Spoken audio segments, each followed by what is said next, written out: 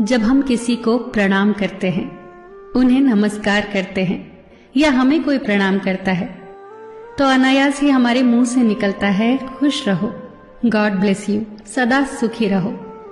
ये जो प्रणाम के उत्तर में हमारे मुंह से निकलते हैं ना, ये कोई साधारण शब्द नहीं है, ये दुनिया के सबसे कीमती शब्द हैं।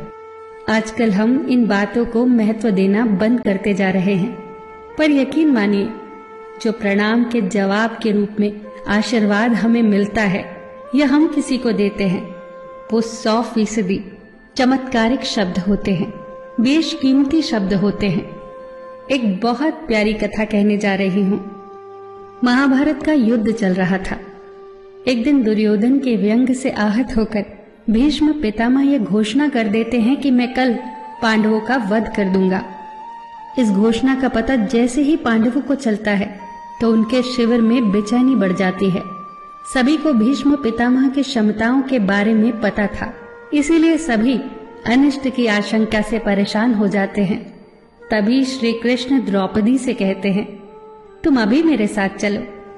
श्री कृष्ण द्रौपदी को लेकर सीधे पितामह भीष्म के शिविर में पहुंच जाते हैं।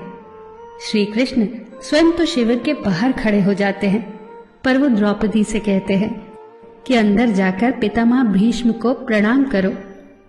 जैसे ही द्रौपदी ने शिविर के भीतर जाकर पितामह भीष्म को प्रणाम किया, तो पितामह भीष्म के मुख से द्रौपदी के लिए ये आशीर्वाद निकला, अखंड सौभाग्यवती भव। जैसे ही ये आशीर्वाद उनके मुख से निकला, उसी क्षण उन्हें स्मरण हो आया कि आज ही तो उन्होंने पांडवों के वध की घोषणा की थी और स्वयं ही उन्होंने द्रौपदी को अखंड सौभाग्यवती रहने का आशीर्वाद दे दिया। फिर पितामह भीष्म ने द्रौपदी से पूछा, पुत्री, क्या तुम इतनी रात को यहाँ अकेली आई हो या तुम्हें यहाँ श्री कृष्ण लाए हैं? तब द्रौपदी ने कहा, जी पितामह, और वो शिविर के बाहर ही खड़े हैं। शिविर से बाहर निकलकर दोनों ने एक दूसरे को प्रणाम किया और पितामह भीष्म ने कहा, मेरे एक वचन को मेरे ही दूसरे वचन से काटने का काम केवल कृष्ण ही कर सकते हैं। शिविर से वापस लौटते समय श्री कृष्ण ने द्रौपदी से कहा, तुम्हारे एक बार जाकर पितामह को प्रणाम करने से तुम्हारे पतियों को जीवन दान मिल गया है। अगर तुम प्रतिदिन भीष्म, धृतराष्ट्र, द्रोणाचार्य आदि को प्रणाम करती होती और दुर्योधन, दुशासन आदि की पत्नियां भी पांडवों को प्रणाम करती होती, तो शायद इस युद्ध की नौबत ही न आती।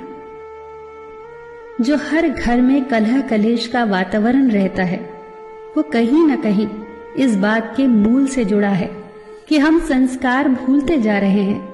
हम जाने अनजाने अपने बड़ों की उपेक्षा करने लगे हैं। याद रखना कि हर चीज पैसे से खरीदी नहीं जा सकती, और ये भी याद रखना कि हर बात का जवाब गूगल से नहीं मिलता। उसके लिए बुजुर्गों के पास भी बैठना पड़ता है। शरीर की खुराक के साथ साथ हमारी आत्मा को भी खुराक चाहिए, जो संस्कारों से हमें मिलती है। हम भूलते जा रहे हैं आशीर्वाद के महत्व को। आशीर्वाद एक कवच की तरह होता है, जो हर बाधा से हमारी रक्षा करता है। कितनी सुंदर बात कही है किसी ने। प्रणाम अनुशासन है, प्रणाम शीतलता है, प्रणाम आदर सिखाता है, प्रणाम से सुविचार आते हैं, प्रणाम झुकना सिखाता है, प्रणाम क्रोध मिटाता है, प्रणाम आंसू धो देता है, प्रणाम अहंकार मिटाता है, प्रणाम हमारी संस्कृति है। आप सभी को मेरा सादर प्रणाम।